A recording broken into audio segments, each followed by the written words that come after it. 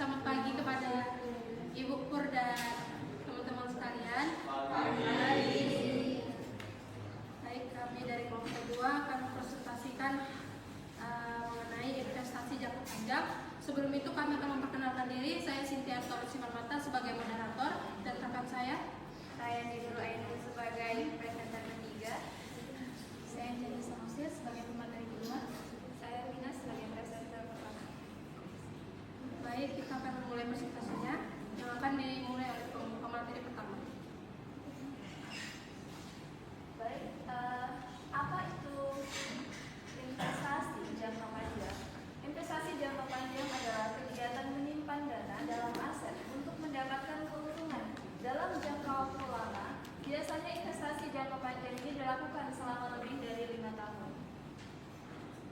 Tujuan investasi jangka panjang yang pertama mendapatkan keuntungan, return of assessment atau ROI.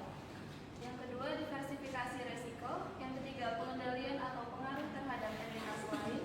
Yang keempat, peningkatan nilai aset dan perlindungan terhadap inflasi.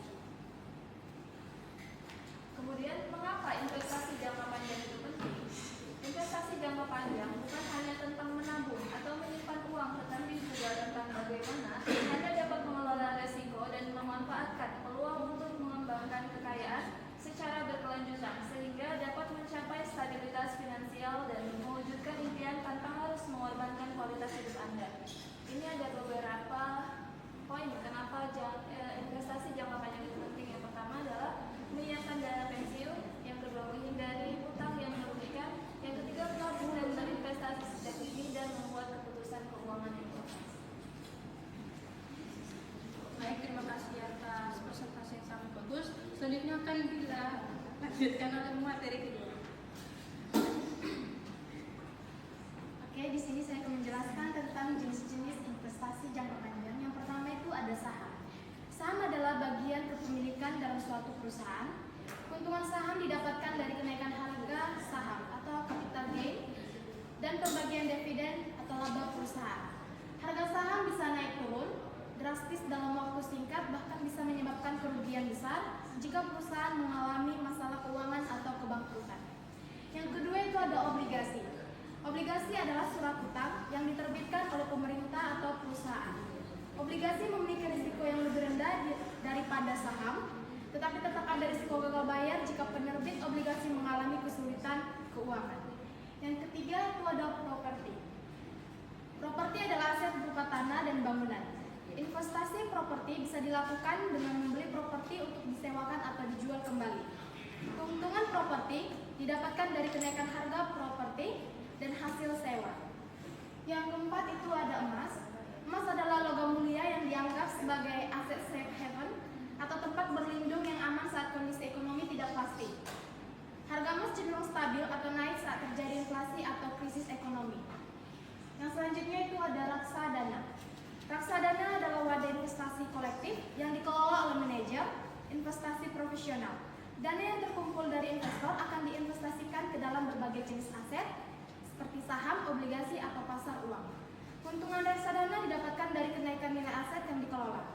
Yang selanjutnya itu ada tabungan berjangka. Tabungan berjangka adalah jenis tabungan yang memiliki jangka waktu tertentu. Anda tidak bisa menarik dana sebelum jangka waktu tersebut berakhir. Tabungan berjangka memiliki resiko yang paling rendah dibandingkan instrumen investasi lainnya. Namun Anda tidak bisa mengakses dana Anda sebelum jatuh tempo sehingga kurang likuid. Selanjutnya, pengakuan investasi jangka panjang. Investasi jangka panjang diakui ketika terjadi pengeluaran kas atau aset yang memenuhi kriteria tertentu. Kriteria pengakuan investasi jangka panjang yang pertama itu memungkinkan pemerintah daerah memperoleh manfaat ekonomi, sosial, atau jasa potensial di masa depan. Yang kedua, nilai perolehan atau nilai wajar investasi dapat diukur secara memadai. Dan yang ketiga itu tingkat kepastian mengalirnya manfaat ekonomi dan sosial atau jasa potensial di masa depan cukup. Itu saja dari saya. Sekian dan terima kasih.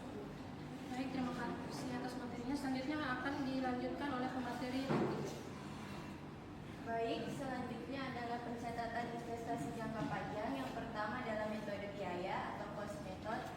Digunakan jika investor memiliki kepemilikan kurang dari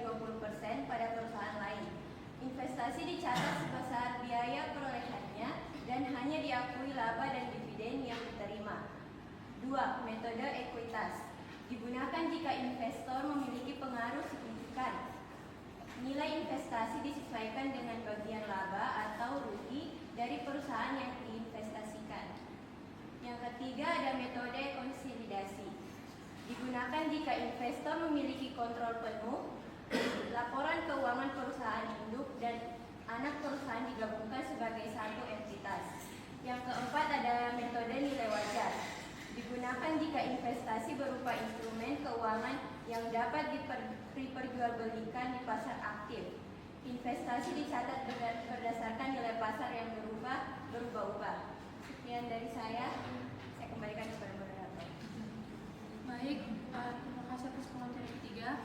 Selanjutnya kita akan membuka sesi pertanyaan bagi teman-teman yang mempunyai pertanyaan dan yang membahas adalah kelompok 6.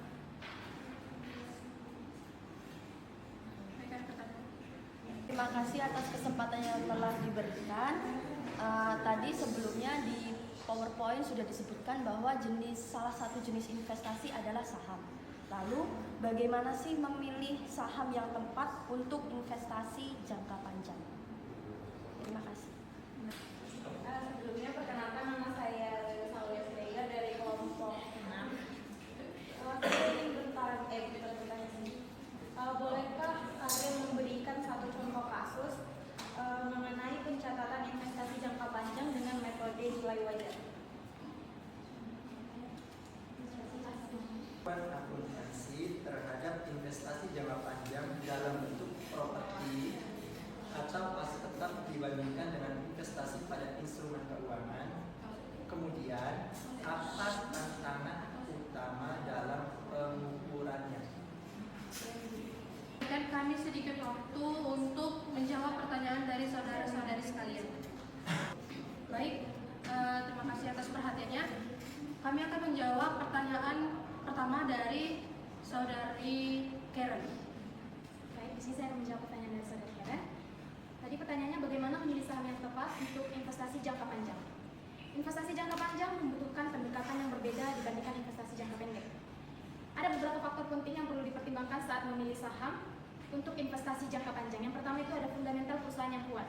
Cari perusahaan dengan rekam jejak keuangan yang baik, pertumbuhan pendapatan dan laba yang konsisten, serta manajemen yang kompeten. Analisis fundamental dapat membantu Anda memahami kesehatan finansial dan prospek perusahaan. Yang kedua itu ada prospek industri. Pilih saham dari sektor industri yang memiliki potensi pertumbuhan jangka panjang. Pertimbangkan faktor-faktor seperti tren pasar, inovasi teknologi, dan perubahan regulasi yang dapat mempengaruhi kinerja industri. Selanjutnya itu ada valuasi yang wajar. Hindari membeli saham yang terlalu mahal. Bandingkan harga saham dengan nilai intrinsik perusahaan.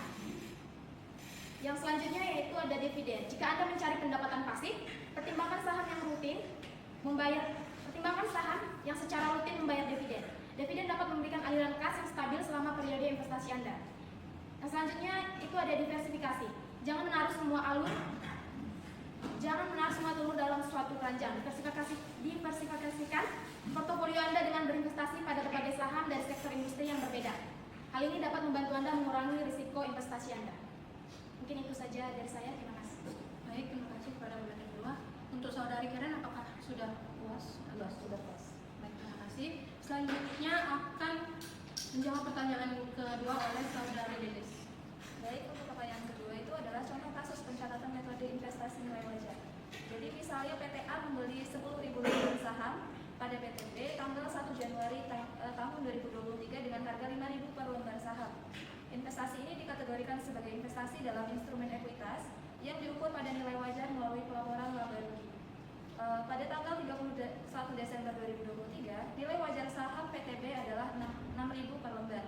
Pencatatan jurnalnya pada tanggal 1 Januari 2023 yaitu mencatat investasi sebesar biaya perolehan, di mana biaya perolehan itu dihasilkan dari harga per lembar saham dikali jumlah saham, yaitu 5.000 dikali 10.000, maka totalnya adalah 50 juta. Jadi untuk penjurnalannya adalah investasi dalam saham PTB 50 juta dan kreditnya kas dan bank 50 juta. Kemudian pada tanggal 31 Desember 2023, PTA menyesuaikan nilai investasi berdasarkan nilai wajar pada tanggal pelaporan. Untuk pencatatannya, investasi dalam saham PTB 10 juta untuk kenaikannya, kemudian keuntungan nilai wajar 10 juta. Metode nilai wajar wajar ini mengharuskan entitas untuk mengukur investasi pada nilai wajarnya pada setiap tanggal pelaporan. Perubahan nilai wajar diakui dalam laporan laba rugi atau dalam laporan laba rugi komprehensif tergantung pada klasifikasi investasi. Mungkin sekian yang bisa saya berikan. Terima kasih atas penyampaian pertama. Untuk saudari Lilis, apakah jawabannya sudah memenuhi? Baik, terima kasih. Selanjutnya kami akan menjawab pertanyaan ketiga dari saudara Kano. Baik, saya akan menjawab pertanyaan dari Kano. Bagaimana perlakuan akuntansi terhadap investasi jangka panjang dalam bentuk properti atau aset tetap dibandingkan instrumen keuangan? Perlakuan akuntansi investasi jangka panjang yaitu pertama properti atau aset tetap. Investasi dalam properti atau aset tetap biasanya dicatat pada harga perolehan. Aset tetap seperti properti dan bangunan akan mengalami depresiasi. Metode depresiasi umum digunakan adalah metode garis lurus atau metode saldo menurun. Instrumen keuangan. Investasi dalam instrumen keuangan seperti saham atau obligasi dapat dicatat dengan menggunakan metode nilai wajar atau metode biaya perolehan. Metode nilai wajar, investasi dicatat sebesar nilai wajar pada tanggal pelaporan. Metode biaya perolehan, investasi dicatat sebesar biaya perolehan. Perlakuan akuntansi terhadap investasi jangka panjang berbeda-beda tergantung pada jenis investasinya. Pentingnya untuk memahami perbedaan agar Anda dapat membuat keputusan investasi yang tepat dan memahami laporan keuangan perusahaan instrumen properti jangka panjang. Dan contohnya yaitu salah satu tantangan utama dalam mengukur instrumen jangka panjang berupa properti adalah potensi terjadinya penurunan nilai. Faktor-faktornya yaitu pertama faktor ekonomi, kondisi ekonomi yang lesu, inflasi atau suku bunga yang tinggi dapat menurunkan daya beli masyarakat berakibat pada penurunan harga properti. Yang kedua yaitu faktor pasar, perubahan tren pasar properti seperti oversupply atau perubahan preferensi konsumen dapat memengaruhi nilai properti. Yang ketiga faktor lingkungan, seperti bencana alam atau perubahan tata ruang kota atau pembangunan infrastruktur baru di sekitar properti dapat memengaruhi nilai properti.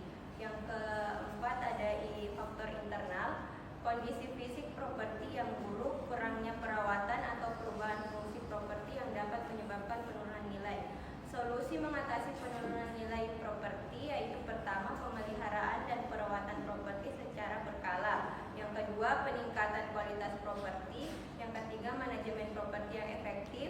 Yang keempat diversifikasi portofolio properti. Yang kelima memantau kondisi pasar properti. Yang keenam asuransi properti dan yang terakhir adalah penilaian properti secara berkala. Sekian dari saya. Dikembalikan kepada moderator. Baik, terima kasih. Apakah sudah menjawab dari? Terima kasih. Selanjutnya kita akan memasuki sesi kesimpulan. Kesimpulannya yang pertama, investasi jangka panjang merupakan aset yang dimiliki perusahaan ataupun individu dengan tujuan mendapatkan keuntungan dalam jangka waktu lebih dari 1 tahun. Pencatatannya dapat dilakukan dengan berbagai metode seperti metode biaya, ekuitas, konsolidasi, ataupun nilai wajar tergantung pada tingkat kepemilikan dan pengaruh investor. Investasi ini berperan penting dalam pertumbuhan keuangan, diversifikasi risiko, serta menciptakan pendapatan pasif bagi investor. Baik, sekian dari kelompok 2. Terima kasih atas perhatiannya dan mohon maaf jika ada salah kata ataupun salah tindakan. Baik, terima kasih.